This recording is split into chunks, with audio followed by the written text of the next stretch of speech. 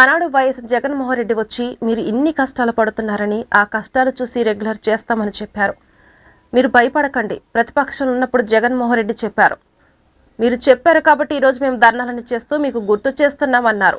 మేమైతే గొంతెమ్మ కోరకలు కోరడం లేదని తెలియజేశారు. ఉద్యోగులు పర్మనెంట్ చేసి జీతాలు పెంచాలని జేఏసీ నాయకులు తెలియజేశారు. లేని పక్షంలో నిరసన కార్యక్రమాలు ఉధృతం చేస్తామన్నారు. నేను సమగ్ర శిక్షలో 2005 నుంచి పనిచేస్తున్నాను. ఇప్పటికీ 18 సంవత్సరాల నుండి 19 సంవత్సరాలు అయింది. కానీ ఇంతవరకు నాకు ఉద్యోగ భద్రత లేదు. గవర్నమెంటే నేను ఉద్యోగ భద్రత కల్పించాలి, హెచ్ఆర్ పాలసీ ఇమీడియట్గా మాకు అమలు చేయాలని చెప్పి నేను ఒక కోరికను కోరుతున్నాను. దానివల్ల ఏంటంటే రెగ్యులర్ ఉద్యోగులతో పాటు మాకు కూడా ఒక ఉద్యోగ భద్రత వచ్చింది.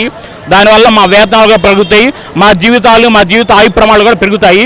మా భార్య బిడ్డలు అందరూ కూడా కలిసి అందరూ కలిసి సంతోషంగా ఉండడానికి నేను ఉండాలని కోరుకున్నాను. ప్రతి మనిషి తన భార్య బిడ్డలు అంతా కలిసి సుఖంగా ఉండాలని కోరుకుంటున్నారు. దానికోసం నేను మినిమంగా హెచ్ఆర్ పాలసీ కావాలని అడుగుతున్నాను. హెచ్ఆర్ పాలసీ అంటే రెగ్యులర్తో సమానం కూడా కాదన్నమాట, దానికన్నా తక్కువ స్థాయిని ఆ హెచ్ఆర్ పాలసీ కనుక ఇస్తే మనకి జీవితం బాగుంటుందని దానికోసం మేము ఫైట్ చేస్తున్నాము. ముందు ఫస్ట్ డిమాండ్ మాది రెగ్యులర్ చేయాలి, రెండో డిమాండ్ హెచ్ఆర్ పాలసీ ఇవ్వమని మేము అడుగుతున్నాము గవర్నమెంట్ని.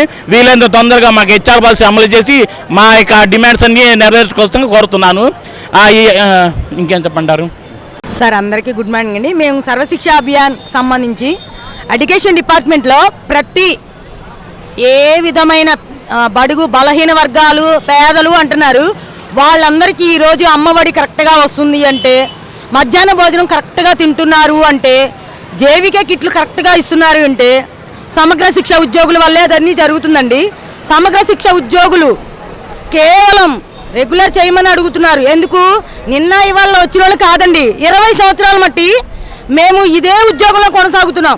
మీరు పని చేసినా చేయకపోయినా, సెలవులు ఇచ్చినా ఇవ్వకపోయినా, ఆడపిల్లలకి ఎన్ని రకాల ఇబ్బందులు ఉన్నా కానీ ఆ వర్క్ను మేము చేయడానికి ముందుకొచ్చి ఇది మా ఉద్యోగం, ఇది మా వంతు, మేము చేయాలి అనే ఉద్దేశంతోనే మేము చేస్తున్నామండి.